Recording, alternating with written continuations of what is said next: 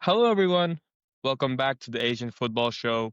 I am Erfan Hoseiny, joined as always by my two partners, Kenta and Arya. Kenta, how are you doing? Doing all right. A lot of World Cup draws just happened, so lots to talk about here. Yeah, and Arya, how about you? I'm doing well. I'm doing well. Like Kenta said, there's a lot to talk about. This is going to be a juicy episode. Originally, we intended to talk about a lot more, but you guys are going to see there's just way too much to cover. So, yeah, I hope you guys enjoy this one. Yeah, like we mentioned, we're gonna be going mostly through the World Cup draw. Obviously, a huge draw happened not yesterday, but the week before yesterday, as the time of recording, and the Asian teams now know who they're gonna face. So without further ado, let's get straight into it. In Group A, uh, Mexico's group, South Korea have been drawn with Mexico, South Africa, and the UEFA Path D winner, which is one of Denmark, Czech Republic, Republic of Ireland, or North Macedonia. Um, South Korea will be playing all of their games in Mexico. So initial thoughts, Kenta, I'll start with you. What do you think? Yeah, I mean, a favorable draw, all things considered, right? You drew one of the hosts. I think that's always a favorable thing in terms of what you the alternative is, right? With especially some of these big European sides. I think South Africa is going to be a really interesting matchup because of how pacey they are and the type of counting attacking football that South Korea really struggle to play against sometimes. So I think there's some good matchups there. Yeah, we'll see. Yeah, I think it's a favorable group again, all things considered, but not a guarantee there for South Korea. And Arya, what do you think South Korea's chances are like individually for each game here against Mexico, South Africa, and against one of the European teams? Yeah, no, I think like Kenta said, I think it's a favorable draw, but it's also, I mean, it's also a draw that can go wrong for them. So it's really one end or the other. I think they start their first game. I believe it's against the playoff draw, right? So I mean, depending on who they play against, which I think the bookers are saying it's probably going to be Denmark, right? But you know, the first game is going to be very important. They need to get something out of it. Mexico, I think, is going to be the most difficult game if they don't play Denmark. And then they have to finish strong with South Africa. So I think it really depends on who they get for that playoff draw, the team that's going to be on there. But yeah, it's a compared to the other groups, I think it's a favorable draw for South Korea. So yeah, I mean they've got the talent, they've got the team. I think the chances are there for sure. And this is probably Hungman Sin's last World Cup, so I'm sure he wants to do something special with Korea. And no, in my opinion, yeah, me and Kenta were talking before we started recording. South Africa are the team to be taken lightly as well. They're a good team. They qualified, even though I think they got a points deduction, if I'm not mistaken. Um, and yeah, and Mexico aren't at the best of forms right now. They haven't been for a few years, but it's always difficult to play in Mexico. Um, but I think South Korea, on their day, they are able to get out of this group, and yeah, hopefully they do. Moving on to Group B, this is the Canada's group, and Arya, I'm sure you'll talk a lot about them as well.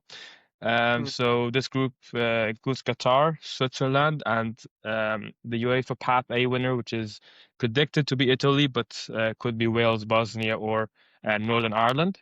Difficult group for Qatar. I mean, honestly, I don't, I don't see them not only winning, but I don't see them getting a point out of either of these three games because Qatar are a team that only play well at home. And we've seen that. Like I think there was a stats across the last 8 or 9 games, they've only won one game, and that was the game against UAE, which they qualified for the World Cup. So Arya, I'll let you start on this. What do you think of Qatar's chances, so especially against Canada? They're they're going to have to get very lucky to get something out of here. I think the game that they're most likely aiming is, I think that the game, yeah, I think it's Canada, that they have probably the most chances to get something. But even so, I don't know. It's going to be very, very difficult. The first game is against Switzerland, which is no pushover. Yeah, they didn't get a really much of a favorable draw here, but we've seen bigger things happen at the World Cup. Hopefully, Akram Afif. If there's one guy that I really want to have a good World Cup is Akram Afif. I just love the guy. All right, I mean, I know he's left a permanent scar on us Iranians, but he's just such a lovable player. At least for me, I've always liked Akram Afif. So hopefully he can get something done. But it's very difficult to see them get something out of this. But I'll let Kenta. Maybe he's more optimistic than we both are.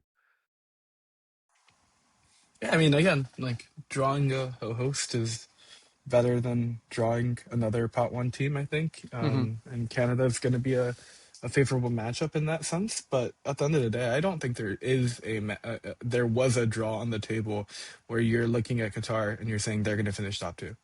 Maybe if they Hmm. drew a New Zealand, you're looking at maybe they could finish in third place and get a win and somehow squeeze find their way into the as a lucky loser. But realistically speaking, the chances of them at this point moving on to the knockouts or at least being a favorite to move on to the knockouts is slim to none before the draw. So not the worst draw for Qatar. I think that they don't match up too horribly against Switzerland just because Switzerland aren't like the biggest, like the paciest team.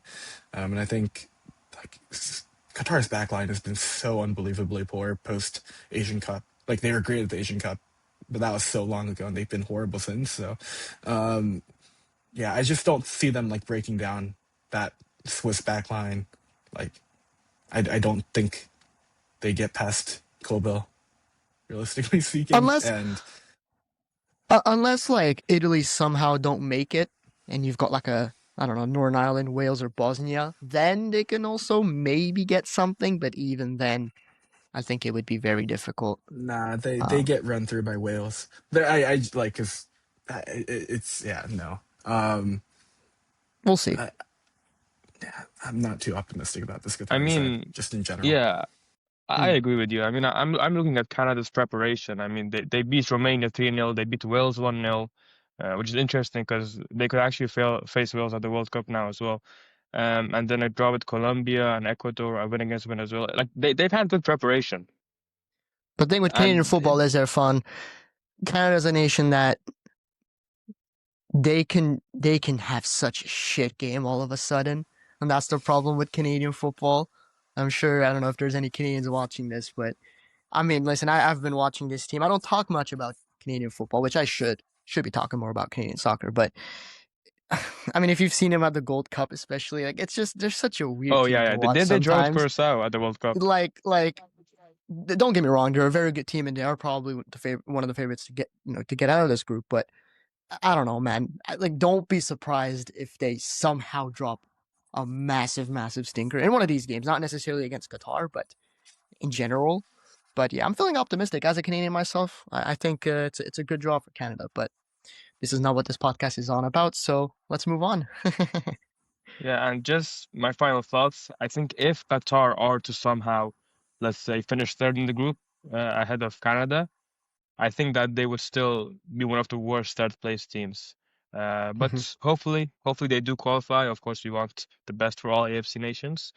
And then moving on to Group D. Group C doesn't have an Asian team, so let's move on to Group D. This is another host group. It's the last host group for the USA.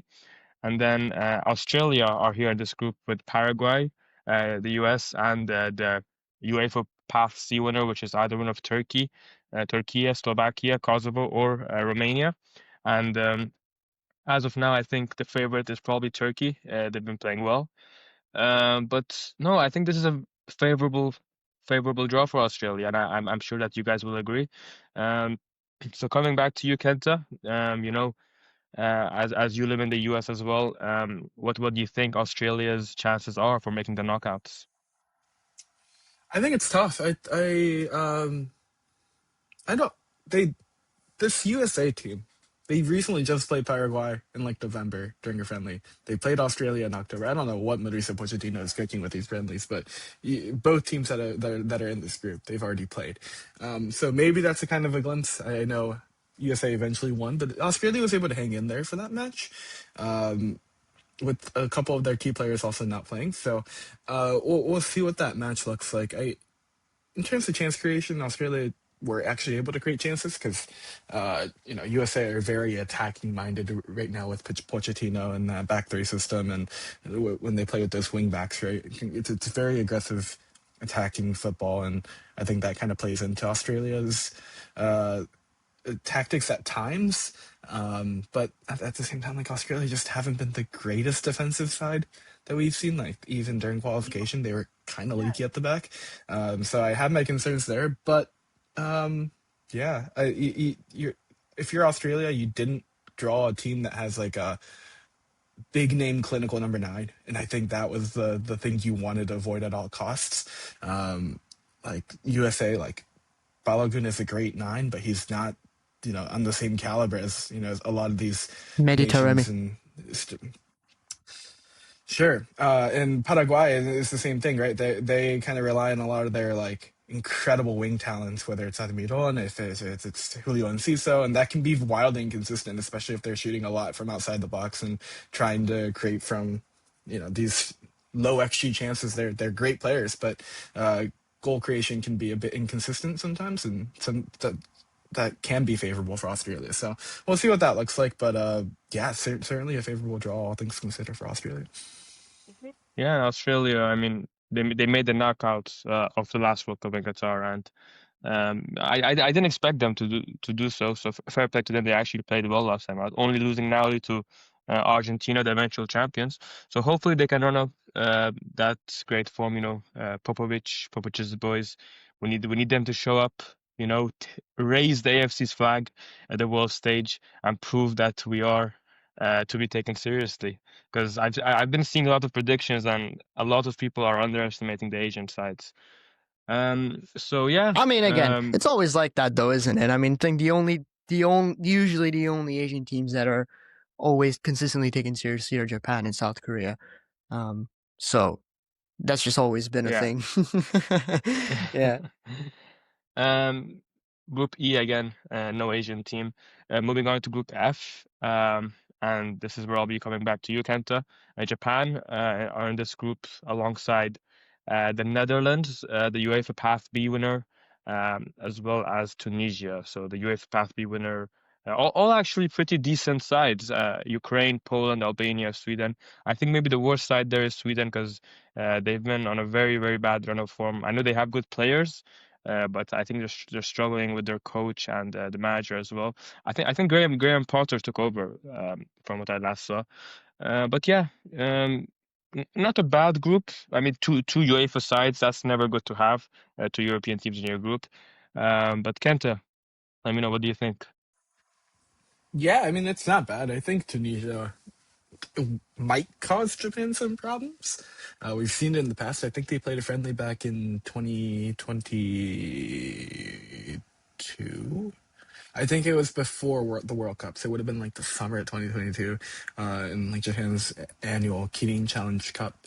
If you've seen those friendlies, and they Didn't you guys they really play against struggled. them in 2023? And you guys won against them, I think. Yeah, No? yeah. So Yeah, they did. I remember. Like a year later, and it was prep for like the Asian Cup, I guess. Yes. Yeah, and so like just it's a tough matchup at times, just because if Tunisia is really sound defensively, sometimes it's really going to be difficult for Japan to break down that low block. But they've been able to do it during the entirety of qualification. So I guess I have enough confidence in Japan to be able to say like they're going to continue to be able to break down teams that are just going to sit back and try to hit on the counter. As for the Dutch team, that's going to be such a fun matchup, I think. Netherlands playing very well. They're a very good defensive side, and have a lot of talent going forward in terms of what like. It's a lot of fun. I think it'll be a really good match for the neutrals, and I'm interested to see what this match looks like. Is it the opening match of the group? I think it is, right? Japan, And Netherlands. It so is. It is. Yes, match It day. is. yeah, that should be very, very fun. Maybe not for me as a biased guy coming into this match, being all nervous, but It'll be fun. If I can add anything to this, guys, I fail to see Japan not making it out of the group. I think that's the chances of that happening is very low. I think it's a good thing that you guys are starting against the Netherlands because then you have the two quote unquote easier matchups, so you guys can give it all for those two games if you don't get a result against the Netherlands. But like you said, yeah, Tunisia, they're always a tricky team, man. On paper, they don't always necessarily seem to be the best team, but whenever you play them, they're always a tricky side. And even Iran had trouble against them. They're always a tricky side to play against. Yeah, no, I think Japan are at the level that they can compete with the best now in some ways. So not necessarily the most favorable group for them, but it's a doable group, I think. Yeah, if I have to add one more thing, it's the first World Cup where they're no longer the underdogs in the group. Like you even like at 2022, it was Spain and Germany and Costa Rica, right? And like they were able to go into those two matches in the group stage against those European teams as the underdog. You can't be doing that anymore. You have to, not sit back in the back five and then 60 minutes in, kind of take advantage, keep it close for 60 minutes and try to win a 30-minute match. Like it has to be like you need to control the match from the start against the other two teams that aren't the Netherlands. You can't be playing as this like underdog team because you're not an underdog at this point. You are the favorite team in the other two matchups. The scenes when you beat the Netherlands but then lose to Tunisia like 1-0. That's the most Japan thing ever. Exactly. That would be a Japan. That would be Japan the most always Japan have that thing one bad match in the group stage. Like they just Iran have 3. Yeah, Iran have 3. No, but Kent, I agree with you. I think unlike the previous World Cup, Japan doesn't have that underdog look to them anymore. And I think reaching the knockout stages isn't enough for Japan anymore. They've gone past that level. They have to show themselves in the knockout stages and possibly in the round of 16, maybe in the quarters as well. All right, or maybe so win the whole thing. Who knows? Who knows? You never know. You never know. And then in Group G, moving on, I'm sure me and Arya, a lot of people have called this the group of life. The group of life. I mean, we got Belgium, Egypt, Iran, and New Zealand. I mean, if Iran were to pick No, let me say this, Erfan. Let me say this. Please. If Iran don't make it out of this group, nuke the whole country. Not the federation, the whole country. I'm changing my I'm not associating myself with this country anymore, bro. I'm being Canadian 100%. I'm going to be drinking maple syrup every day, eating poutine. I'm no more kebab, no more polo, nothing. I'm becoming full-on Canadian for the rest of my life. I'm not being associated with Iran. I am serious. If we don't get out of this group, genuinely, I'm done with football, bro. Genuinely, no. There is no freaking excuse. It doesn't get easier than this. Amir Ranoui, you fat bastard. If you somehow mess this up, very bad things will happen to you, my friend. I'm going to do something, okay? I'm not threatening you, so YouTube, don't take this video down. I'm just going to do something. The big things are happening. Big things will happen. Things are happening. Things are happening if he doesn't get out of this group. Now you can go ahead, Erfan. I'll let you go first. Yeah. I have lots to say, so I'll let Arya. you go first. Yeah, I was going to say, if Iran were to pick out a group themselves before a draw, it could have been better than this. Because a week or two ago, Amir Ranoui went on live TV, and the host asked him, what group do you want? He said, I want Belgium, I want Egypt, and Haiti. So it's basically that group, except New Zealand and Haiti are switched. And I would say New Zealand are maybe worse than Haiti as well. But yeah, it's an amazing group for Iran. I mean, there's absolutely no excuses for them not to make the knockout stages. I was watching, Jack from Dead Ball TV's reaction to the group, and he said he also said that he thinks Iran should be able to beat both Egypt and New Zealand, and he doesn't see why we can't get something out of that Belgium game as well. Because we're ass. But That's Iranians why. are known to overreact. I mean, you guys can see Arya right now.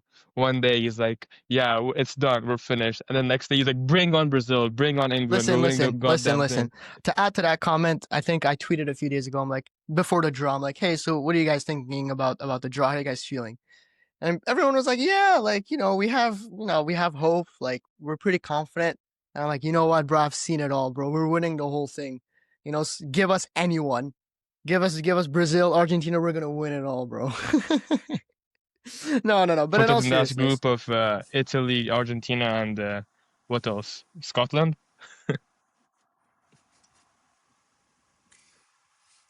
If I am to add something in here as a non-Iranian, uh, Egypt haven't been playing well, right? Like they're especially like their individual players. Omar Marmoush is really not playing well for Man City.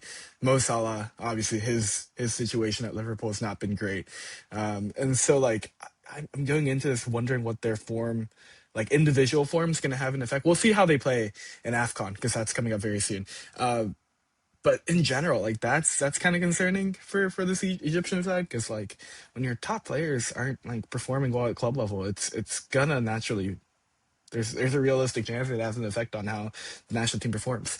New Zealand, I think they're better than a lot of these people think they are. I agree. Even in their most recent like friendlies, like they held on against Colombia. Like that's a good team. And it wasn't like a Colombia B team. Like Luis Diaz was playing, James Rodriguez was playing. Like it's a good team. And so they're able to keep matches close. They're defensively pretty good. At times, they really struggle to put the ball in the back of the net, but like it's going to be a tougher matchup, and I think a lot of people expect it to be. Some of these pot D teams that aren't the playoff teams, they people just kind of assume, they're an automatic win, and I don't think that's the case. But it still is. That said, like it still is a match that Iran should win. So like Well, those two matches you expect to win, but so I'm going to add my 2 cents here. I said I'm going to talk a lot. Um, so here's the thing. Our first game is against New Zealand, right? We have to win this game.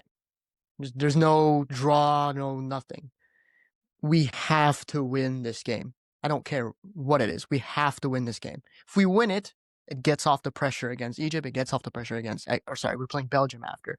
It gets us off the pressure against the next two teams. And again, I don't know if we mentioned this, but I think was it the top four from the top four teams that are third place Top or eight. eight? Top eight. Top So eight. I made the same mistake in the last video.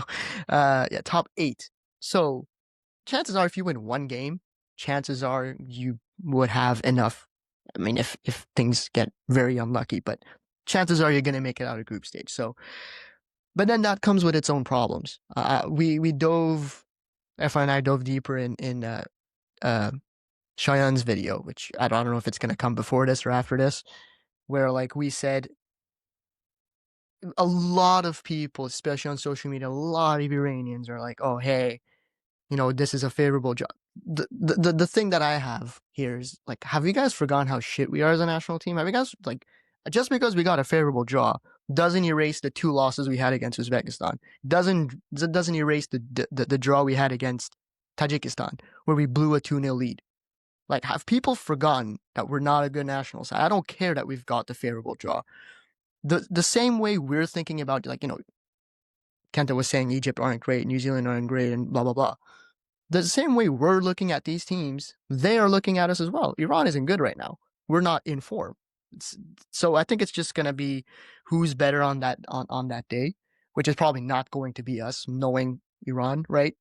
But at least it's given us hope. That's one thing. I mean, the mood towards this Team Italy side has switched dramatically in 24 hours. So now it's all about preparation and discipline. That's ultimately what's going to get us through this group. But like I said, if we don't make it out of this group, like, bro, we don't deserve to qualify for the World Cup. Genuinely, like, what else do you want? It doesn't get easier than this. So, yeah, and then we haven't spoken about Belgium. Do you guys give Iran a chance against Belgium somehow? Especially because Belgium isn't that great anymore. They drew against Kazakhstan, 10-man Kazakhstan. They drew against Macedonia.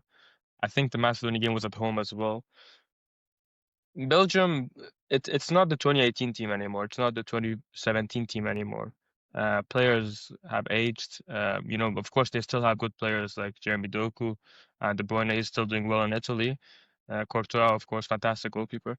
but it's not, considering the other pot one teams, I'll take it. And Yeah. I'm saying that because if we get one of the host nations, we're guaranteed to get another European team, which could have possibly be harder than uh, Egypt or New Zealand. So I'll take it. I'm happy with this. Yeah. Kenta, any final words, or are we moving on to Group H? No, I mean Iran should have every chance to move on to the knockout And stages of this tournament. one other thing, two of Iran's three games are in Los Angeles, which has like 500,000 Iranians. And Yeah. there's a reason it's nicknamed Tehrangeles. So I think Iran should be expecting a lot of support. And of course, the last game in Seattle, we'll probably see Cheyenne there as well. So can't Shout wait out for Cheyenne. that. A All good right. friend of all three of us at the Asian Football Show. Let's move on to Group H, which Yeah, is Group H. man, if you're Saudi, if you're from Saudi Arabia, I'm sorry. That is that difficult ass group. I know some Saudis on Twitter. Man, they when I said, Iranians in 24 hours they were rejuvenated, they were happy. I think Saudi was the opposite. Man, it's a tough, very, very tough group. Um, but yeah, I'll let. Yeah, Erfan, sorry, we didn't even mention the groups yet. Yeah, you can go ahead. Sorry. No worries, that's fine. Um, so Saudi Arabia are in Group H alongside Spain, Uruguay, and debutants Cape Verde. They played against Uruguay in the 2018 World Cup as well. Um, yeah, they played against them when they were in the host group in Group A. They lost that game, but maybe revenge this time. They're opening their game against them in Miami. Um, Arya, what do you think? Yeah, I mean, I think some of the meltdown from Saudi fans online is a little bit of an exaggeration. I don't think it. I mean, it's not a great group for them, but I think they still have a chance to get out of it, to get out of that group. Who are they playing? Yeah, they're playing. See, they're playing Cape Verde last. Hmm, that could be a little bit problematic. I don't know. They really have to get something against Uruguay, in my opinion. I don't see them do anything against Spain. But again, hey, in 2022 we said the same against Argentina and they won. So, us saying that, hey, maybe we don't see them do well doesn't necessarily mean anything. I don't know. It's just a very tough group for them. Um, I don't know. I don't know if I see them go through. I don't know. But the I'll let Kenta go. I thing don't know. I is, genuinely don't know. before I let you speak, Kenta, sorry. The thing with Uruguay is they don't have an amazing squad like they Yeah, did it's true. before. I mean, I'm looking at their squad and there's three players in Saudi Arabia, by the way. So three of Uruguay's players play in the Saudi League. And could you have said that like at the 2018 World Cup, at the 2022 World Cup? No, no way. Yeah, but Um, also to be fair, the Saudi league has changed. I mean, technically, we'd be saying with the same for Portugal, right? Ruben Neves and Ronaldo and João Felix and all these guys. So I mean, does that really Cancelo. mean? Yeah, does that really mean something nowadays that they play in Saudi? If they played like in the yeah, I mean, UAE, but like mhm. that maybe, but I don't know. They have like six or seven players playing in the top five leagues. Like Yeah, it's not the same team as before, is what I of mean. course. Hmm. Unless I'm missing something. But Kenta, yeah, I'll let you speak. What do you think? Uruguay aren't a good team right now. Like I their form has been so bad. Hmm. I uh, I don't know if you guys watched the friendly between the U.S. and Uruguay. It was a beat down by the U.S. team that, quite frankly, like they're good, but they're not great. So with Saudi Arabia, they beat Spain, Argentina, as you guys said, uh, a team that created a ton of chances, and so like uh, Spain are going to create an absurd amount of chances against Saudi Arabia in the second match.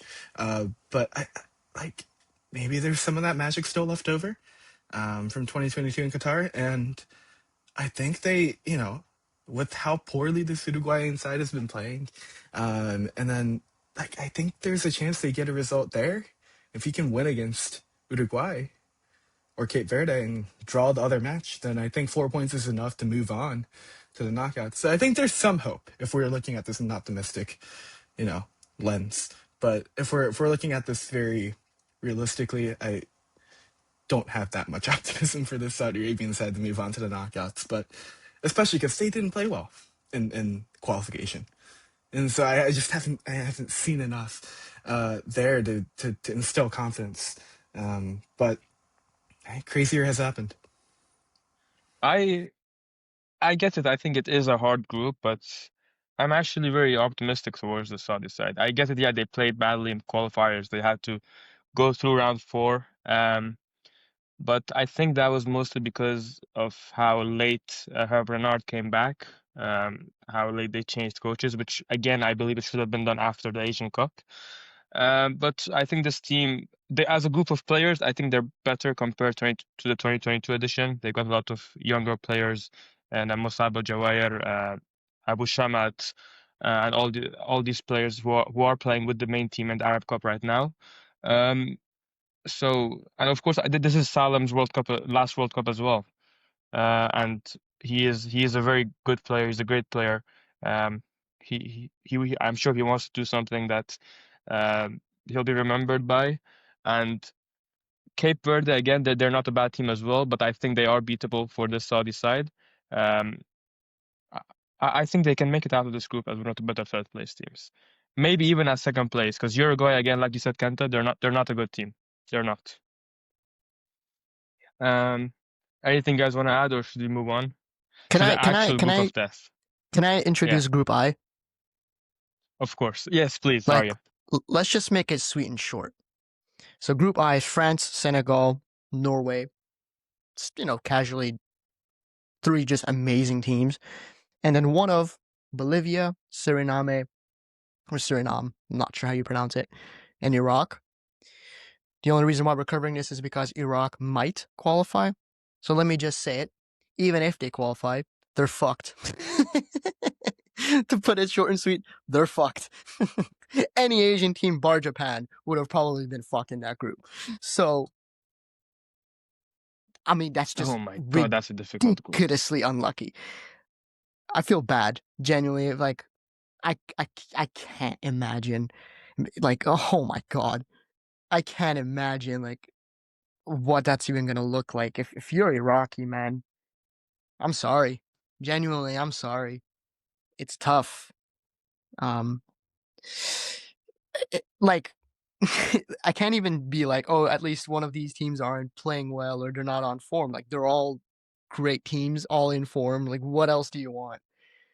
Um, is The there thing is anything as else you well. guys want to add? Or, I mean, is there anything I to mean, add?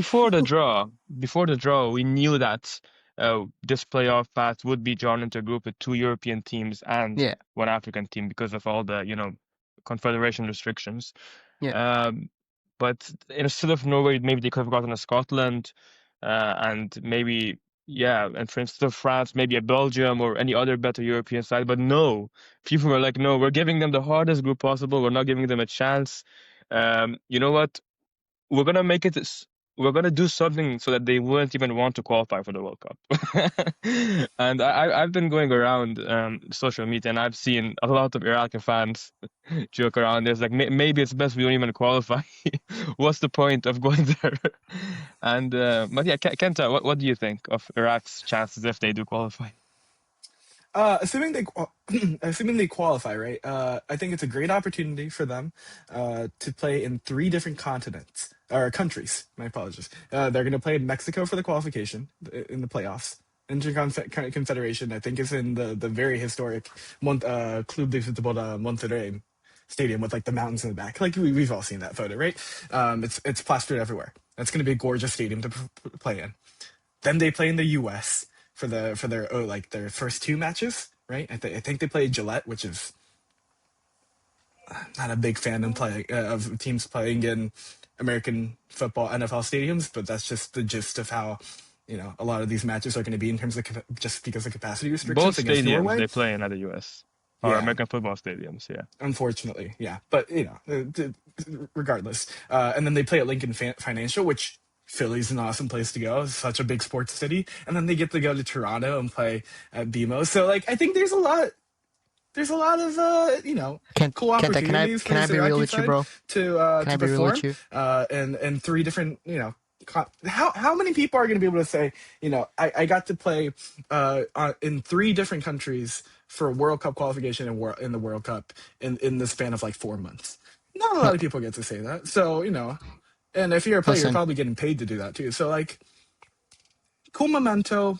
Keep the shirt that you're wearing, because it's the shirt you're wearing at the World Cup. But in all seriousness, yeah, it's hopeless. The only way this becomes not hopeless is if Norway stacks up with injuries, Senegal stacks up with injuries, and then also France. Well, I guess even if France stacks Yeah, up with even if injuries, France, they have bro, France such a have like, deep roster. Yeah, yeah, you toss that match aside, but Norway doesn't have the same depth in their player pool. So if their top players all get hurt, like Thorlock gets hurt, Holland gets hurt, Odegaard is already kind of always hurt. Strand Larson gets hurt. Like all their strikers get hurt. Maybe you can get a draw there. And maybe Senegal, like, I don't know, just all their players also happen to get hurt, or like, we've seen crazier. We've seen teams get like food poisoning the day before a match because they all eat the same meal Food as a poisoning. team. Oh, is that So, what it's come to? Is that what but it's I'm come just saying, there are scenarios where all their players just get wiped, right? what do you mean wiped? Is this a fucking All Call their of Duty players just lobby? What the fuck? no, they're just all like unable to play. And what do you do at that scenario, right? It's a great. There are chances. So show up, right? Win your match. Anything can happen. That's the World Cup. But you aren't playing well. Iraq has not played well, right? That's why they're in the Intercontinental Play-offs to begin with. And you have three teams that are just playing ridiculously well. So, and also, even if they weren't, like, they have absurd quality. So, best of luck. Just enjoy the cities you're in and the match opportunities that you present themselves to you. I have Um, two things to say. it's a cool Num- opportunity. the first thing is, I don't think a single Iraqi player gives a shit that they're playing in 3 different countries because they're gonna get battered. No offense. And number two, man, I don't even think Allah can help Iraq here. Genuinely, I don't even think like combine the Avengers of all the religions. You put Jesus, Muhammad, Allah, everyone together. I don't even think that's enough for them to get out of this group. That's how bad it is, bro. You were mentioning food poisoning. That's how deep they have to go for even a slight chance to get out of this group. Arya, did you see how when Al Wasl went to Tehran, the bus lost its way to the stadium? Maybe maybe we need something like that to happen here. We need the plane to head towards the wrong You continent, know, maybe land in Iran or somewhere, not in the things are USA. happening. Things are happening. I feel bad. No, You know Yeah, things maybe are like bad. a hotel gets overbooked and now your opposition team's sleeping in a lobby instead of beds, and their bro. backs Oh are my coming god. into a match. I there's hypotheticals we can go through where like Iraq What? have a chance. Listen. But What? that's what What? we're at. The hypothetical is where they have a chance, not them moving on. That they have a chance at moving on is how Bro, bad this is. So Iraqi fans in all 3 have fun. in all 3 countries, even if is there even Iraqis in Mexico, bro? I don't know. They should go to like the opposing team's hotel and then just like put fireworks and shit at like 3 a.m. so the players don't get to sleep or something like that, and then just like Iran did pray. that That's in not going to Russia, do by the anything. way. That's not going to do anything. Maybe it's a 5-0 loss instead of a 7-0 loss against Holland. Like it's still a loss. Maybe better for the GD, but like holy crow, that's not going to do anything. You're praying for the Things are supernatural to bad. potentially happen if you're Things are Iraq. Like, bad when we're talking about the cities that the team will play in instead of the actual games. It's good that that they get to play in 3 different countries. That's amazing. yeah, they're like Kenta's saying all that, but I'm thinking like, yeah, how many? You're right. How many teams can say that they've played in 3 different countries, but how many teams can also say they're going to get battered in 3 different countries as well, right? So Well, they would have to win in Mexico to make the World Cup. So they can't get battered in all 3 countries. That can't physically happen. They yeah, have Exactly. to fair, That's a win in positive. Monterrey Yeah. before they go and play their fair matches in the enough. US and in Canada. So technically speaking, right? Still a We'll see. chance. But But I guess in all it's also a great seriousness, opportunity guys, for you to be able to like market yourself if you're an Iraqi player to get a move somewhere. So yeah, yeah, maybe a yeah. little I mean, bit of a they've got incentive there. some talent players. I mean, we're talking. I mean, Iraq have had a few players. I mean, I'm thinking of Ali Jassim. I think he returned to Iraq though, hasn't he? Right? Since his move to Como, I don't even know what happened. He's playing in the Saudi league. Oh, Saudi, bruh. Yeah. But they've got a few players that are like decent players. Zidane Iqbal as well, former United player. So like, if they have a somewhat of a good tournament, that would be good individually. But we're talking serious now. No more jokes. I think this is a World Cup for Iraq to just take as Montader experience Majid as because well. He plays in Sweden. He's a good player. yeah, yeah. I think if there's a world that they well, not a world. It's not impossible for them to make it, but if they do make it to the World Cup, I think this is a tournament being like, okay, hey guys, we're playing against three very difficult nations. Let's just give it our best. Try to leave some sort of mark. So we'll see. Valuable experience for 2030. Exactly. Yeah, Hopefully yeah, they're You never back in the yeah, know. tournament then. Experience for the Asian And maybe Cup. you get to swap shirts with Holland and all these French players. yeah, yeah. For the Asian Cup as well. That's true. That's very good experience too. Yeah. Remember, the Asian Cup is only like half a year after the World Cup. So, Yeah. yeah, I think that's enough of Iraq. Let's move on. Let's give them a rest. Moving on to one of their modern day rivals, actually, Jordan. Jordan are playing in Group J alongside. This is the most alphabetically correct group, as people are saying: Argentina, Algeria, and Austria. Um, it's it's a hard group. I mean, they don't have two European countries. The Austria they're a good side, but they're not the best European team. Um, and Jordan have been playing very well recently. And I know they've sent like a reserve team at the Asian, not a reserve team, but they're missing some of their best players at the current Arab Cup, but they're still doing very well. They won 2-2 so far. Their attack is absolutely amazing, unstoppable. Um, and I think that they do have a good chance, maybe to not qualify as first or second, because that's going to be difficult. But I think with them and Algeria in the group, one of them is going to have to go for the win against each other, because if it's a draw, it's not going to benefit any of them.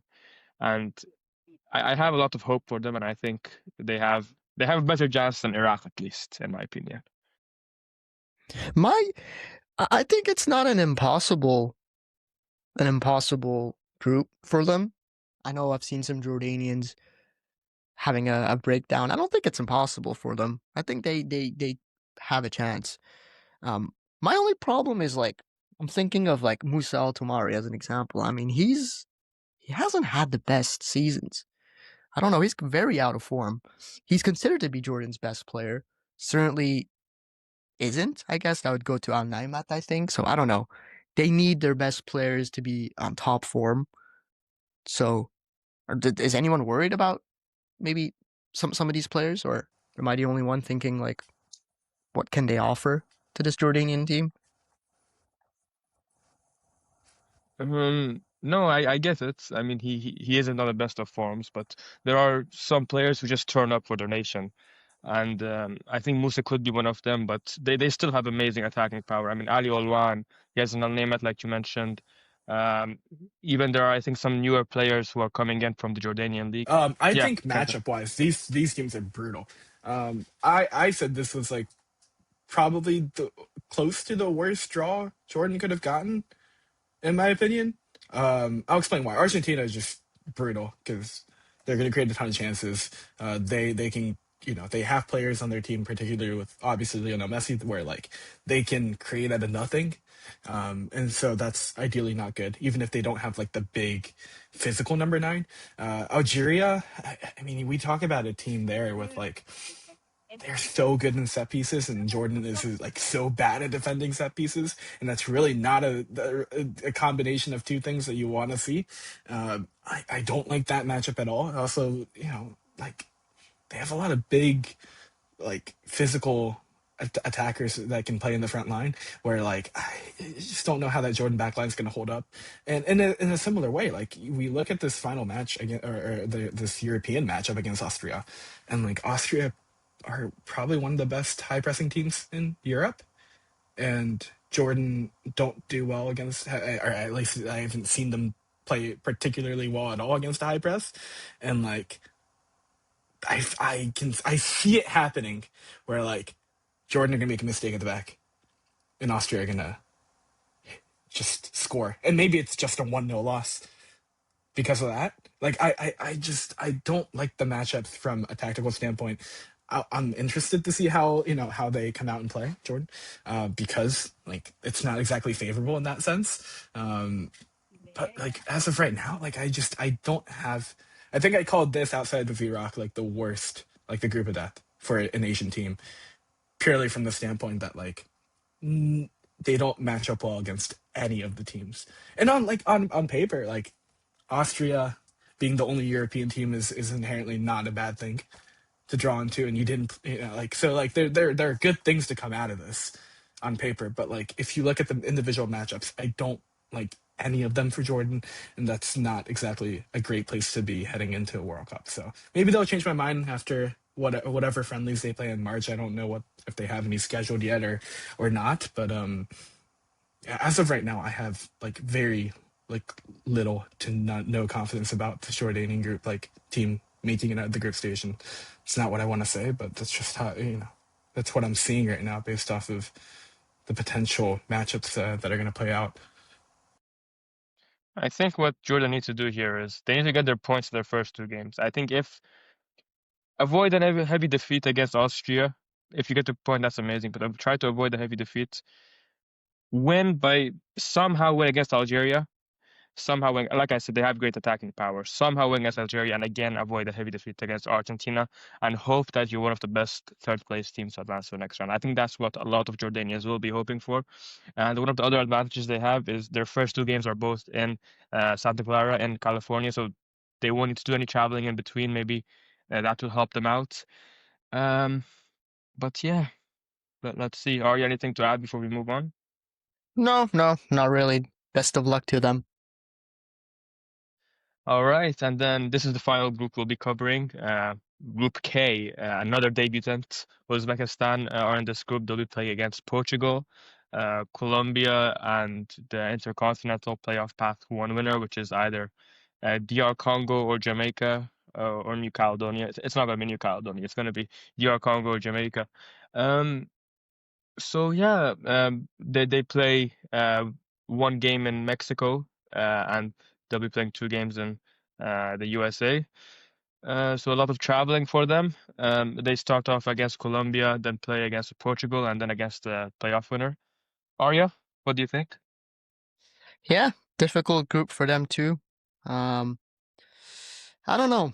I don't know what to make of this. I think, yeah, Colombia and Portugal are going to be two very tough teams to beat. I think similarly, they're going to have to, I forgot what team or what group. I think it was Saudi.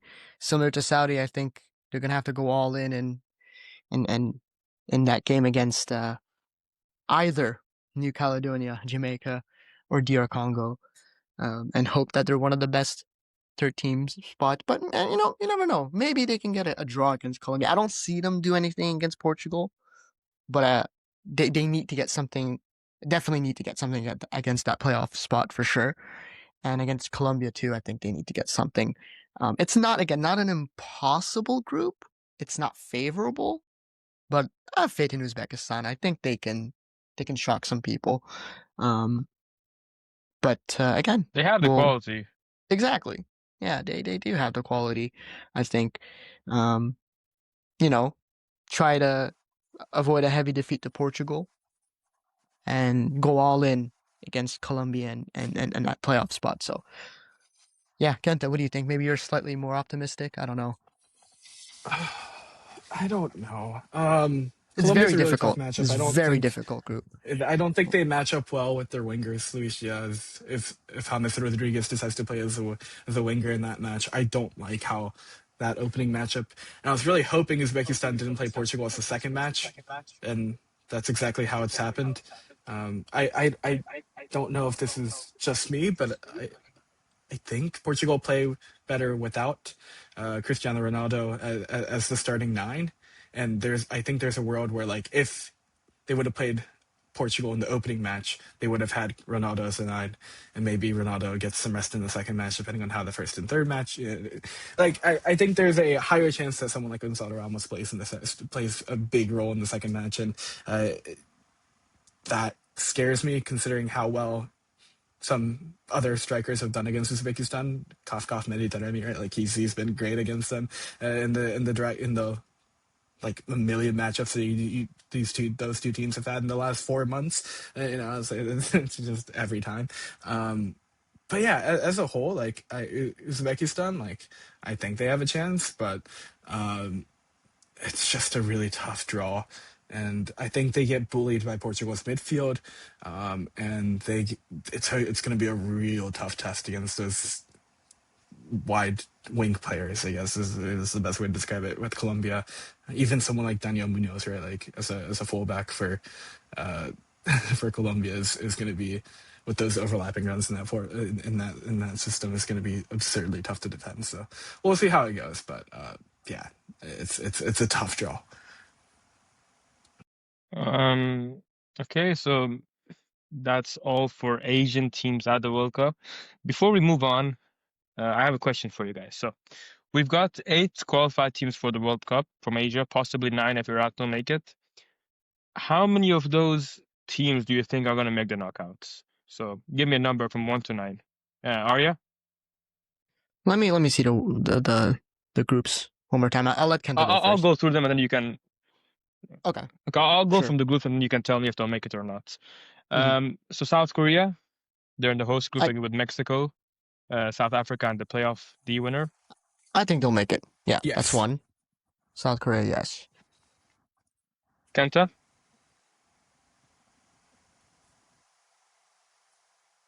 Hello? Kenta, do you believe they'll make it through?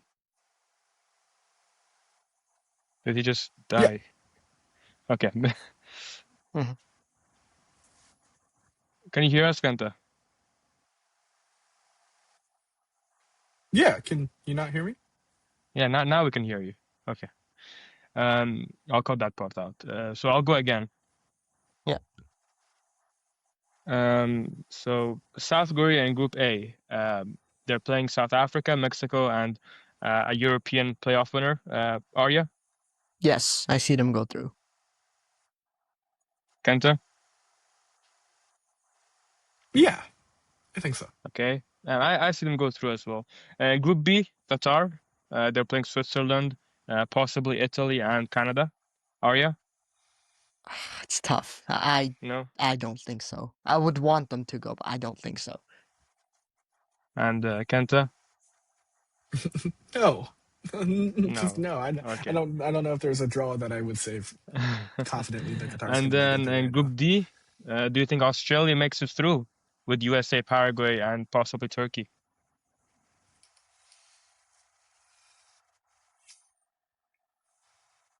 Yeah, I think so. Kenta? No. No? I don't. No? All right. I'll go with yes. I think they'll make it through. And then Group F, Japan. I think we all agree they'll make it through. Yeah. Yeah. I'll agree. Okay. And then in Iran, do you think they'll make it through? They fucking better. Yeah. They fucking better. They better. Yeah. They better. And then Saudi Arabia. It's difficult. I don't think they'll make it through. No, I don't think so. Kenta? I think they'll win a match. I do. And do you think don't that's know if enough? that'll be enough. I don't think that'll be enough. I think you need. Yes I or think no, the Kenta? 4-point mark is going to be. So I think it'll be no. But yeah. No. Okay. Yeah, we all agree there. Iraq. No. Yeah. Yeah. I'm just gonna skip that. I'm not even gonna ask. They're gonna top the group, bro. Group J, Jordan against No. Argentina, Algeria, Austria. No, I don't see it. Arya. And I don't see it. Uzbekistan. Okay, I actually say Jordan will go through. I think they'll go through. I think they'll scrape a win against Algeria, and they'll go It's a through. bold statement.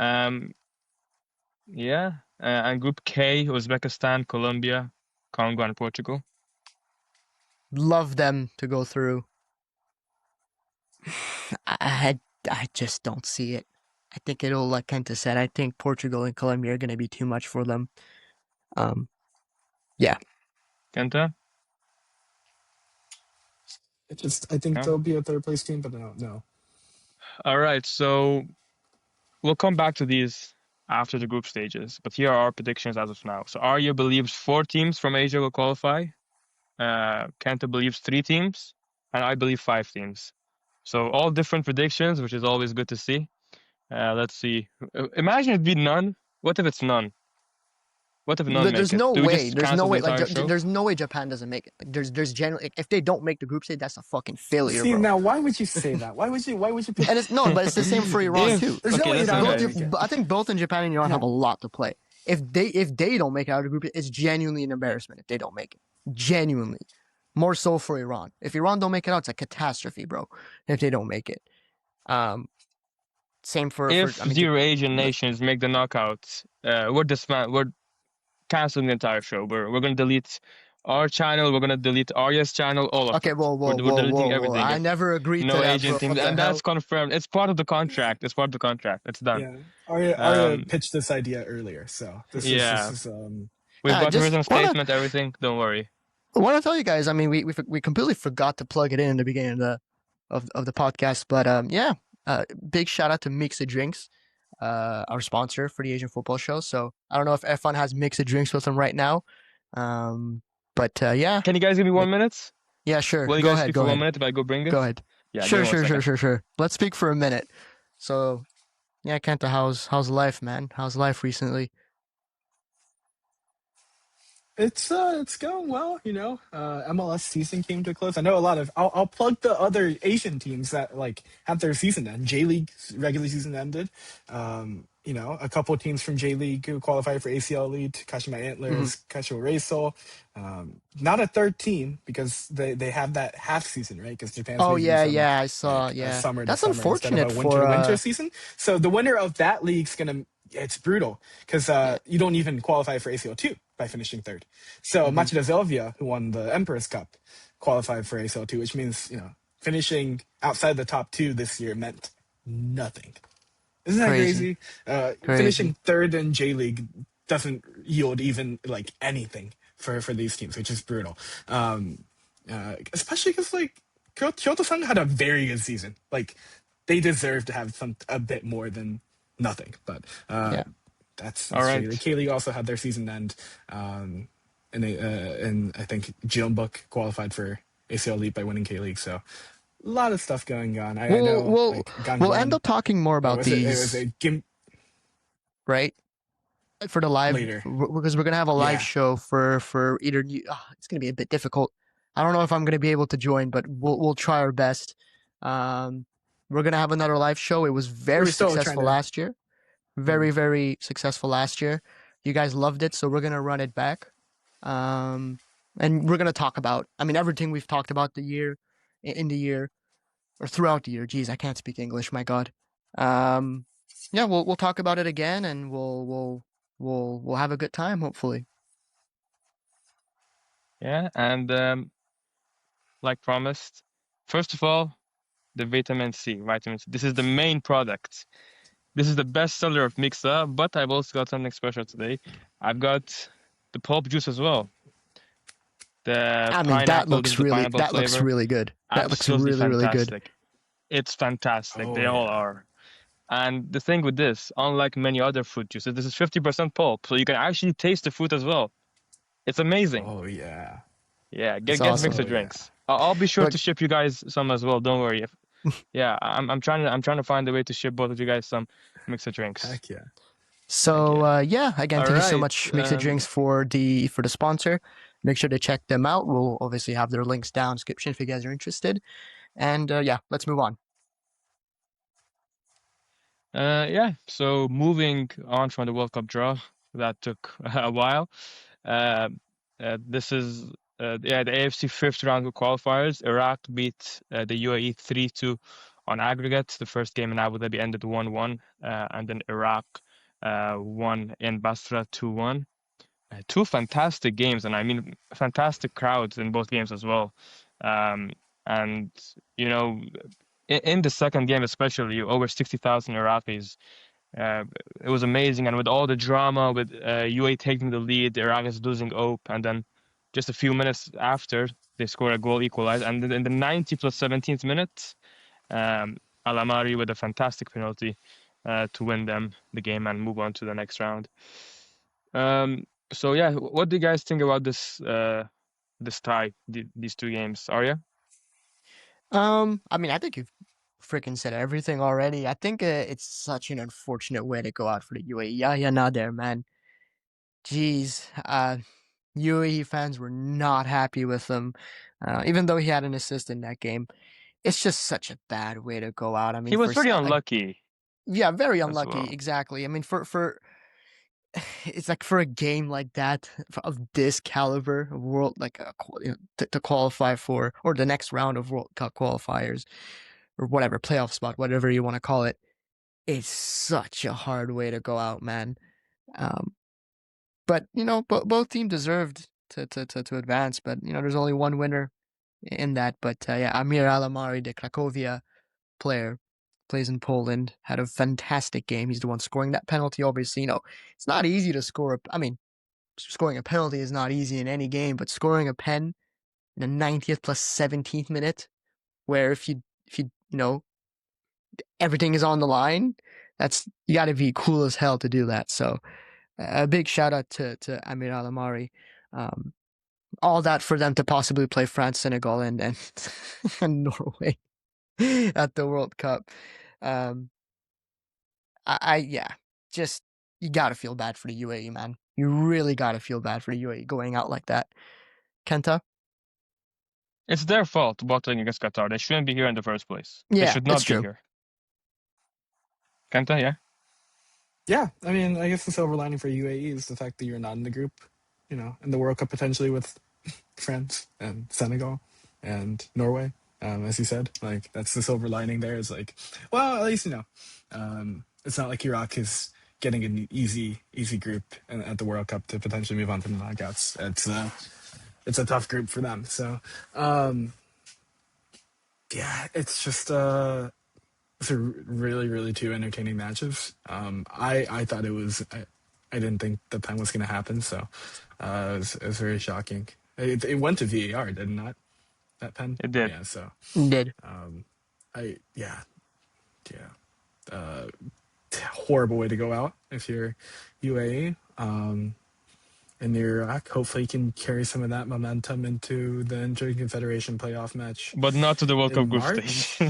But I mean, it'd be awesome if you could, take that that momentum into the World Cup. But I think we all know what our opinions are on that World Cup group. So Yeah, they're topping the yeah, group, man. tough.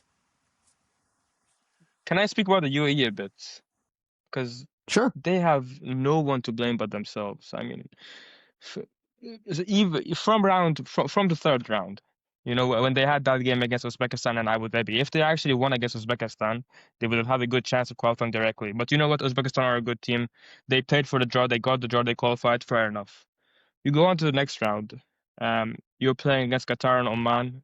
UAE, in my opinion, were the favorites, even though Qatar were hosting.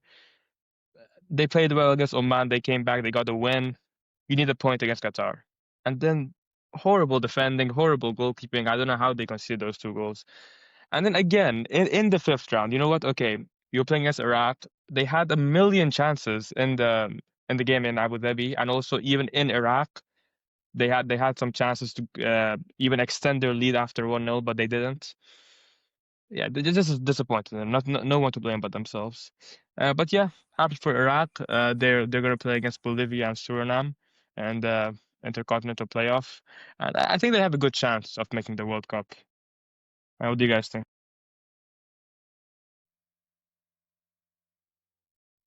Yeah, I guess I'll Yeah, go I think first. so. Yeah, I mean, it also yeah, helps yeah, that yeah. Okay. They have a good chance. Yeah. Nothing else to add. I mean, it helps that you only have to play one match, right? And then the other two teams have to Yes. play each other, and the winner has to play on. So you get a bit fresh legs in that matchup, I guess. And hopefully that And they get translates to play in to Mexico. yes, in the incredible stadium in Monterrey, Mexico. Yes. Monterrey, Mexico. Yeah. Yeah, that game will take place on the 31st of March. Yeah, good luck to Iraq. All the best. Um, okay, moving on. So let's talk about the Ain International Cup. We mentioned this before. And the Can game we skip the it, games. Do you please? want to skip it? Why? It was that bad. But yeah, four World Cup teams participated: Iran, Cape Verde, Uzbekistan, and Egypt. Uzbekistan went on to win the whole thing after beating Iran on penalties. Um, the tournament was disappointing, to be honest. There was only like four goals across four games. Um, well, I mean that's mostly due to Iran's games ending 0-0, but we don't want to talk about that. But yeah, I think the most important thing to highlight here was the Uzbekistan game against Egypt, where Oston Orlov just destroyed the Egyptian defense, and they were able to win 2-0. And contrary to what a lot of people thought, they actually were the better team. They could have scored much more, and yeah, they qualified for the final. So anything of note you guys want to add for this tournament, Arya? I think we talked about this on Sharon's channel. I don't think Iran took those two games seriously at all. Didn't seem like they were interested. I mean, there was the whole like penalty thing against Uzbekistan at the end. I mean, I'm sure you guys have seen it, where like Taremi and Erfan got into some drama. I don't know, man. It's like doesn't seem like the players gave a single shit about this tournament, which is not good. Not good at all. It's worrying, if anything. Especially leading up to a World Cup, you want to take these games seriously. I know you've played Uzbekistan a million times. You've got to take it seriously a million times if you're a serious national team. Um, yeah, I mean, for me, I think even though we won against Cape Verde and we lost against Uzbekistan, for me, both of those games were just draws. Not really, those pens didn't really mean anything. Um, yeah, it was just disappointing. It was very disappointing games for Iran. I mean, what are you doing? Literally, what are you doing? You're playing two World Cup teams. You got to take those games seriously, and you just don't at all. Um, but like you said, yeah, the biggest game was Uzbekistan against Egypt. I think that was a really big matchup that showed. Actually, I think it exposed Egypt a bit, um, which could be good for us personally. But yeah. What about you, Kenta? Anything to add for the Ain International Cup? If you even watched it, bro. I did not watch it. The one thing I'll add is I don't understand why a lot of these friendlies turn into these tournaments where you're not guaranteeing the teams that you're playing.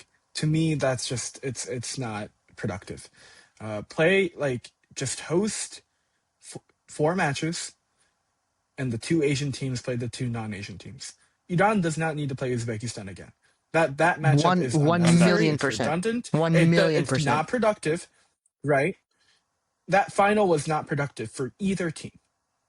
Like it just both teams have seen each other. They're not going to see each other in the group stage of the play in the World Cup, and like it would have been productive for Iran to have faced Egypt. That matchup doesn't happen because it's now dependent on the first match results. Like if you want the knockout stage kind of feel, fine. Then why don't you just go depends if it ends a draw and just go about it that way. Like that's fine. Like obviously, I know you can't really fit three matches into a single international window. It's really tough to do that. But I've seen things like the She Believes Cup do round robin for a single window where they play three matches against each Mm-hmm. other. That would have been more productive, even if it meant less rest. The allure, I guess, with like these having these international friendlies become a tournament, I will never understand But because it's it's a not friendly, just that. But it's like if you right? see the game, like the players genuinely didn't give a shit. I don't know about Uzbekistan. The Iranian players did not give a shit. Like they did not give a shit about the game at all. And that's again, it's concerning. It's not what you want. I don't want to see that before a World Cup. Like again, I understand you've played Uzbekistan a million times, but try something. I don't know. It was just very disappointing all around. Like they can go ahead and say, I "Oh, they think won on pens or when they you lost have on a pens." Just who cares, bro? Who cares? Genuinely, who cares? The 90 minutes were atrocious. That's what matters. When you have a tournament style thing like this, I guess the incentive is the fact that like now because it's a tournament, people care more. But like they're not going to if you keep playing the same team. Bro, the moment I saw It's just not going to Uzbekistan happen in that tournament, I stopped giving a shit. Genuinely, I just Right. stopped The giving a fans shit. don't care. It's Yeah. like there's fatigue there. And then not just the fans, the supporters, but now the players are like, well, why are we playing them again? You know, it's not a different test. You're not seeing a different tactical look. You're not seeing different types of players. You're not seeing like it's just the same thing, and just it's repetition. It's another draw. Like it's not productive. So I'm hoping and praying that Iran in March. I don't know if you guys have already Yeah, scheduled friendlies. I we're don't know rumored what's to going on in that play window. we're rumored to play Spain, apparently, and that's coming from the federation itself, which because how about backwards our country is doesn't actually fucking mean anything. But that's a solid friendly if we do end up getting Spain. To be honest with you, bro, we're gonna get destroyed, but Yeah. it's a good friendly to see what's wrong and what's good. To be honest, so yeah. Yeah, I just Oh, hope that it's not another tournament style friendly. one more thing. If you really want to It's make really it a awful. tournament style or something, like, you know, you could have done like a point system where like we played 2 non-Asian teams and like whoever gets the most points, I don't know, wins the whole thing. I don't know, something like that, bro. If you really want to have Yeah, you just play round robin. yeah, Yeah. I don't know. Play Uzbekistan. It's That's fine. Play round robin. Play everyone once. Add a third match in a friendly. It's a friendly. Just rotate through your team. It means nothing. It's a friendly. yeah. Anyways, Yeah. yeah, I Um, agree. moving on. Moving on. Almost forgot to mention this, but since the last episode, one more team has also qualified for the Asian Cup. Singapore actually qualified for the first time ever off of merit. They have qualified one time before, but it was because they were hosts. They finished above Hong Kong, Bangladesh, and India. Two of those teams were present at the last Asian Cup. So I think this is a very good achievement for Singapore. Congratulations to them. Very happy for them. India still without a win. But yeah, that's all that happened really for the Asian Cup qualifiers. Yeah, so anything you guys want to add about Singapore? Congratulations. Yeah, I don't think a lot of Congratulations. people would have predicted them to qualify in this group, especially considering Hong Kong and India both being here and both also qualifying for the last Asian Cup. Um, So yeah, and moving on to the club competitions, just a quick update before we end this episode. We'll start off with the ACL Elite. Okay, so in the West region, 3 clubs have qualified for the knockout stages. Al Hilal, Al Wahda, and Al Tractor have qualified. Um, and then Al Ahli, Shabab Al Ahli, Al Duhail, Sharjah, and Al Ittihad follow them. Qatari's teams have been playing very badly this season. I mean, 5 games have gone through, so that's 15 games total for the 3 teams, and they've only gotten 3 wins. So, wow. And then, yeah, anything you guys want to add? Or I'm For impressed. match day 5. Oh, go ahead, Kenta. I'll yeah, let you go. match day 4 and 5, really. It's just the Saudi teams dominating. Well, Al Ittihad have Uh, kind of been struggling, haven't they? actually, I guess yeah. that's the one Saudi team that's like they only have 2 wins in 5. They just And Al Ahly lost lost to even Sharjah as after well. Benzema. Yeah, so in match day 5, 2 of the 3 Saudi teams lost. Benzema had a brace, but still not enough. And Al Ahly like really just struggled to put the ball like shots on target against Al Sharjah. Like it was a really I think really poor performance as a whole. So yeah, maybe showing some cracks, or maybe the Saudi Pro League teams aren't taking it seriously in the group stage. I don't know if it's a combination of what, but Al Ittihad need to start stepping up because they're kind of on the chopping block almost. Nassaf with 0 points and Al Shorta with 1 point only. Wow, dude. I want to give flowers to Disappointing Tractor, compared to bro. last season, especially the Uzbek team. I want to give my Yeah, flowers to Tractor have been Tractor. I amazing. think they've been very good. I mean, I would have never expected them to be in the top three, especially with all the teams that are that quote unquote better on paper teams. I think they've been very good. And who are they playing next? Al Duhail is going to be a pretty challenging game. Best defense in the tournament, I believe, by far. 5 games and only 1 goal conceded, and that was the first game. Who, That's Tractor? amazing at this level, by the way. Tractor? Yeah, 5 games, 1 goal conceded in the Yeah, first that's game. very Yeah, impressive. yeah. It's impressive, yeah. I mean, after them, the best defense is how much? 3 goals conceded, and that's in the East region. Mhm. So, yeah. Yeah. If I'm adding one more thing, right? Nassau's they don't have a point.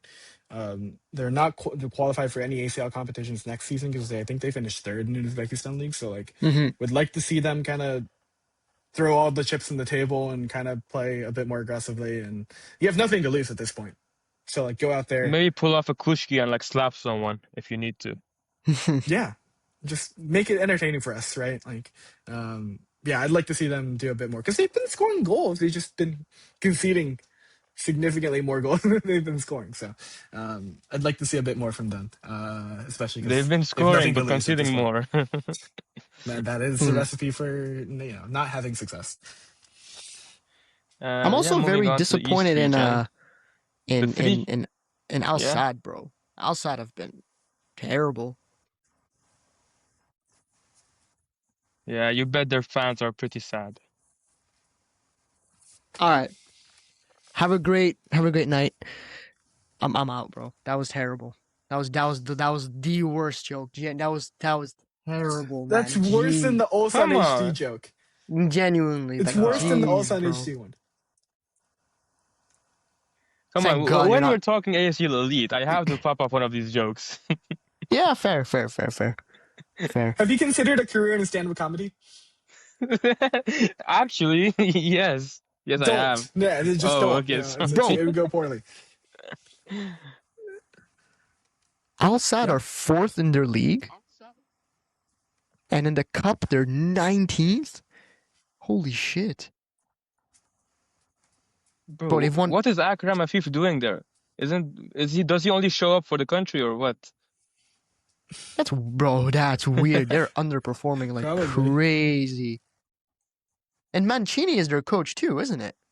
Wow. Mm-hmm. Bro, they have Firmino as well at Al Sadd. What the hell are they? Maybe you should put coaching aside. Bro, Claudinho. Bro, they've got some decent players. They've been scoring goals, right? They just conceding a ton. Youssef Attal plays for Al Sadd. Bro, they've got. Doesn't Al Sadd lead the league in goals scored? They're just conceding a ton. I think that's what it is. No, I think they have a really good goal differential. They have 25. Yeah, but they lead the league in goals scored. Right? Yeah, by 2. Next one is Al Shamal with 23 goals scored. That's weird. Al Shamal, Omid Ebrahimi. Oh my god. My god, that's weird. Yeah, they're severely underperforming. They've gotten lucky with a couple of results, but it's only been 10 matches in the league, so it's like Anyways, but 10 matches, like half of the Qatari league. They have like 12 teams, I think. So yeah, it's a little under half of them, but it's like I can't. Yeah, it can change very quickly. Mm-hmm. All right, so moving on to the East region. Wow, the 3 Chinese teams are bottom: Chengdu, Shanghai Shenhua, and Shanghai Port, 10th, 11th, and 12th. Not one of them are in the qualification zone. Bro, Melbourne City. That's crazy. I mean, Melbourne City. Yeah, exactly. I was going to say we lost hope with Melbourne we spoke City, bad about them. They've completely turned it around. Congrats to them. Yeah, they just needed the A-League to start, Preseason, they played 2 matches in the preseason, lost badly, and it's like, it's the end of the world. But, speaking of Melbourne City, I don't know if you watched that match against JDT. Holy crow, their goalkeeper. 9 saves and a clean sheet in a 2-0 win when JDT outshot Melbourne City 23-11. I mean, we're ridiculous performance by Patrick Beach. Someone read his name. Shout out to him. Yeah. Patrick Beach. Patrick Beach, what a name. Oh, yeah. but a phenomenal match by him. I think it's the best performance we've seen from a goalkeeper in ACL elite this year, if I'm being honest. And Putting they up get another AHL big win at goalkeeper home. numbers. Oh yeah. Um, Elsewhere in ACL, Jesse Lingard had a brace for FC Seoul against Port FC in match day 5. But And he's he left as leaving. Uzbekistan. well.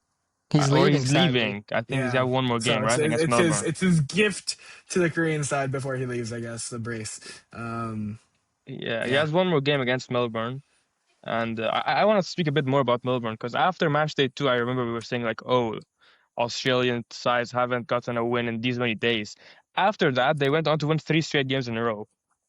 So fair To play be to fair, them. it I was mean, tough matchups against J League teams, and they weren't blown out. It was like I think a 2-0 and 2-0 loss, 1-0 loss, and it was again before their season had even started in A League. And yeah, I've talked a lot over over the last several episodes about A League's roster construction and the rules that are kind of prohibiting them from being competitive after they win the league. Right? They've kind of defied it all by the run that they've had. The big win against Buriram at home, the win at Machida Zelvia, and now you have the win against JDT in a match that JDT played really well, but your goalkeeper stepped up. So it's really fun to watch them play right now because they're playing really really well. yeah. And Vissel Kobe, of course, they're first, first in the league. Uh, 5 games, 4 wins. Is Insane. Daniel Ismail actually the third best He's player the in the whole third best. competition? Yeah, he's the third best highest rated. Yeah, that's crazy. That's I guess insane. according to SofaScore, that's He's there not you even like go. the top 3 right backs in Iran. That's actually crazy. Um, yeah, and yeah, Vissel Kobe, like I said, I think technically they're not qualified directly, but I saw on Footy rankings they were given like 100% chance to qualify for the knockout. So you could basically say that they are qualified. Um, but yeah, anything you guys want to add, or should you move on to our favorite competition, the ACL 2? Let's move on. We Yeah, gotta. it's Let's move ACL on. two time. ACL 2 time. Okay, let's go. So Group A, Al Wasl have qualified for the next round. Al Muharraq and Istiqlal, second and third, they play one final game in Bahrain to decide who will qualify. If Istiqlal win, they'll qualify. If Muharraq win or draw, they qualify. Simple as that. Al Wahdat have been eliminated. Um, Arya, what do you think of Istiqlal's chances? Do you think they can win against Muharraq and possibly qualify for the next stage? Bro, I don't know what to make of SLL, bro. Are they a good side or not, bro? Um, it's it's so weird, man. I don't know, Since bro. that game against Muharraq, which they lost, they haven't had a single loss. So Which they've been means they're playing gonna lose. better Which for means they're sure. gonna lose. Which means they're gonna lose. Yeah, okay, makes sense. But in all seriousness, yeah, you're right. They haven't lost. They are quite informed now. And also considering that they absolutely do need to win, I think if Muharraq, And also, don't forget the Muharraq mm, goalkeeper, Lutfullah, I think his name was. He's that like big Bahraini goalkeeper that's famous. You guys probably know him. yeah, He tore his ACL as well in the Arab Cup, so they'll have to be playing their second goalkeeper, who's 41 years old, I believe. So him and Antonio Ardan are gonna have to go to the senior center together yo, very battle soon. of the unks. um, Battle of the Unks, bro. All Yeah, I right, so think they in can Group make it. B, Yeah, yeah. the group of the draws, there's only been 2 wins in this group, and 5 games have passed by, and Andy John still undefeated, but still without a win as well. 5 games, 5 draws. Bro, I Yeah, technically need no Andy team is John to go advanced. through. Yeah, Is it mathematically possible for them to go through without winning? They're like drawing their next game, no, right? it is. It is. I mean, wait, Unless let me like check real quick. they need to It like is score possible. more, So I think. we need Arkadog. We need Arkadog to lose by 2 goals. I mean, sorry, Arkadog to win by 2 goals at home against Khaldia, and Andijan to draw, and then they'll qualify with 6 draws in 6 games. I Can I need add that to something about happen. Arkadog? I don't know if you Yeah, guys are keeping up with the Turkmenistan League. I'm not, but I was looking. I was I was doing looking at the teams that had qualified for ACL, and Arcadox qualified for ACL two next season. In 25 league matches, they've won 25. They have 75 points in 25 matches. It's I don't know. Obviously, the form hasn't necessarily always translated to ACL performances, but like, if there's a time as ever to bank on a team to be able to get a win, I mean, I think It's them. this might be it. And they if you're looking at the stable, like if you're Andijan, you're like, well, And this Arkansas can team, qualify as well, so they have nothing to lose. yeah, they have nothing to lose. They've been in great form in league play. They don't need to win the league play matches, so they might as well throw all Oh, their chips on the table for, actually, I just realized no, it's impossible Andijan qualify with 6 draws because then Arkansas Yeah, will it's take over if they win. So yeah, Andijan need to win, unfortunately. yeah. so unfortunate, man. It would But have been yeah, so funny, very close group.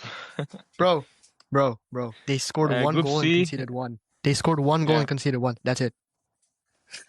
That's it. and that came in the last game as well. That was their most Yeah, recent game. yeah. Terrorism ball. Group C, we had Sepahan and Al Hossein who've already qualified for next round. Ahal have been eliminated. This group has ended very early thanks to a certain team whose name I shall not mention. I But yeah, wonder who. Huh. Sepahan are on 7 points. Al Hossein are on 6 points. But they play Ahal in the last game. If they fail to beat Ahal, then Sepahan will top the group. But if they win, then Al Hossein will go top, and Sepahan will finish second. In Group D, Al Nassr have qualified five wins from 5 games. Oh, really? Not surprising. Al Zawra on 9 points. Al Zawra on I nine didn't have points, that in my and predictions. Istiklal on 6. Agoa with 0 points. But fair play to them for showing up, for playing their games. You know, you can't say that about every team these days. Um, but yeah, it's between Al Zawra and Istiklal for the last spot in this group. Moving on to the East region, one of our favorite teams, one of our many favorite teams here at the Asian Football Show. Hanoi Police are currently sitting in second. They have qualified to the next round alongside MacArthur FC, so congratulations to them. Beijing, Guan, and Taipo of Hong Kong have been eliminated.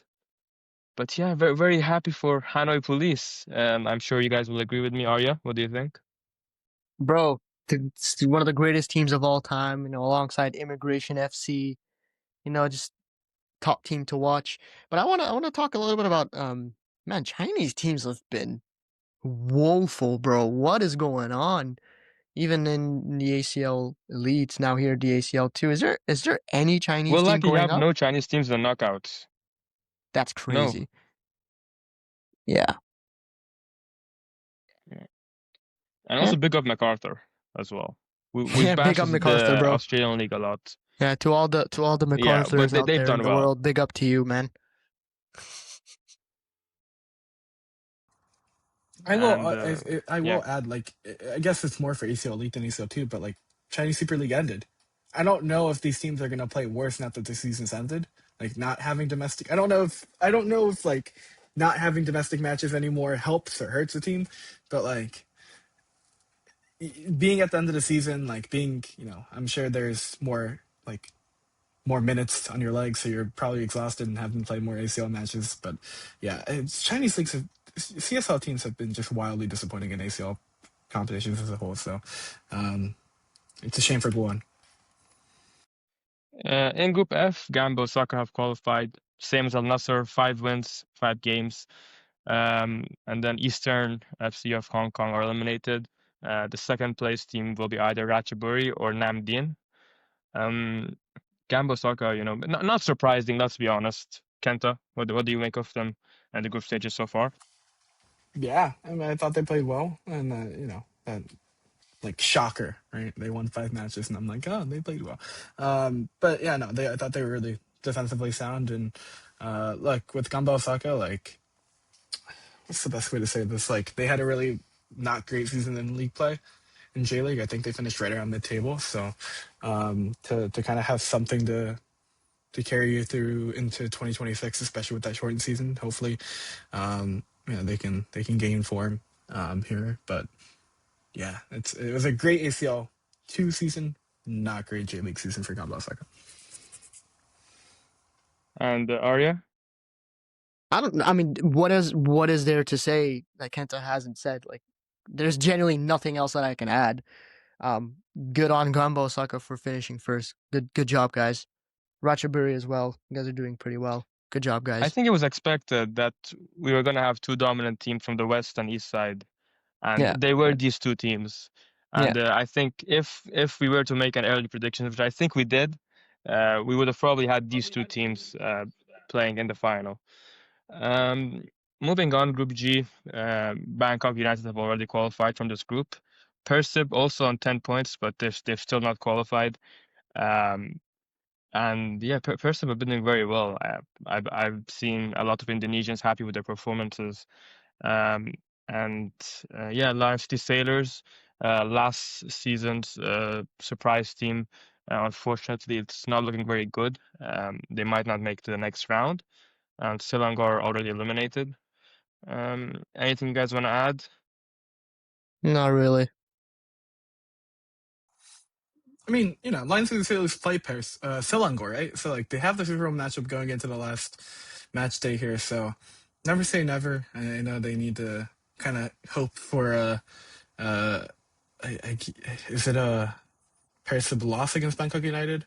I Yes, don't know what the goal differentials are at, but you do the math. I think it's like they need three Persib to ish, lose, and they need to win themselves. So yeah. and then it has to be a differential of like three or more goals somewhere on that. So a couple of things need to go their way, but crazier has happened. So And then in the final group, Group H, Tampines Rovers, making up for Lion City Sailors, possibly not qualifying. They're top. They've topped the group as of now, 13 points, amazing performances. Pohang Steelers also second. Both these teams have qualified for the knockout stages, and BG Pathum United and Kaya FC are eliminated. So that's it for our favorite competition. ACL2 will be sure to come back to it once the group stages finish. yeah, Now, I'm gonna add one thing before. sure, no What a worries. performance by Tampines Rovers against Pohang Steelers in their two matches. A draw and a win in the two matches is not what I expected against a K League team. Like I had K League Pohang Steelers in a similar boat as the Gambas, like where I thought they would just cruise. That was not the case, right? So kudos, very kudos. That shout out has to happen. Very very big win at home against Pohang Steelers. So should be a fun team to watch in knockouts. Moving on to the final competition, the AFC Women's Champions League group stages also took place. In Group A, we had Melbourne City top the group with 9 points. Ho Chi Minh City, who were also the hosts, with 6 points. Stallion of the Philippines with 3 points, and the Lion City Sailors also eliminated from the women's side of the competition with 0 points. Melbourne City, who were last year's runners-up, uh, perfect group stage performance, 5-0 win, 7-0 win, and then a 3-0 win. Nothing they can complain about. Um, and yeah, um, anything you guys want to add on this group? Kenta, maybe? It's pretty straightforward, no? Uh, yeah, I mean, Melbourne City was absurdly dominant. Um, yeah, And Group B, I want to come to you, Arya, because Mm. we have Bam Khatun in this group. I don't know if you watched any of the games or not, but last year they made the quarterfinals. That was already amazing. I mean, we never expected them to go even advance from the group stages. And um, this season, I wouldn't say they were necessarily bad as well. Yes, they lost to East Bengal 3-1, and they lost 4-0 to Wuhan, who are the defending champions. But they still managed to get a win. And they won 1-0 against Nassaf, who finished second in the group and advanced, by the way. But yeah, I want you to talk me through Bam Khatun and what this means for Iranian women's football, especially considering the Women's Asian Cup is coming soon as well. Yeah. You've said it all. It's not a wonder story like it was last season, but I think there's a lot of positives for this. I mean, we all know how Iranian football is when it comes to the women's game. Getting a lot better recently. Um, I think one thing that I want to touch on is I think is it Megan Zandy who got the ACL? One of the players got an ACL. I think it's her. No, am I crazy? Which Yes, is like a unfortunately, Nigin Zandi. huge loss, like Yeah. a huge loss for the women's side, especially for this Asian Cup. I mean, that's one of your best players, if not your best player, gone. So, I mean, there was no hope for them leading to the Asian Cup. I think there's even less hope now. Um, but you're losing. You know that one meme that says you're losing meme. You're losing hope. You're losing more hope than you previously had, or something like that. Like, anyways, yeah, it's You're losing unfortunate. hope you never knew you had.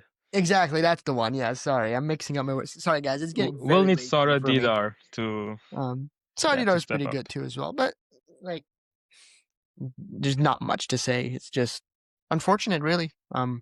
But Wuhan, pretty dominant, and it could have been the second spot could have been to any of the three teams, and it ended up being for FC Nassau. So congrats to them.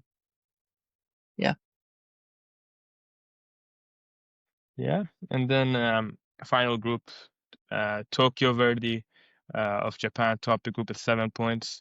Nagoyang of North Korea, first time a North Korean team participating in this competition.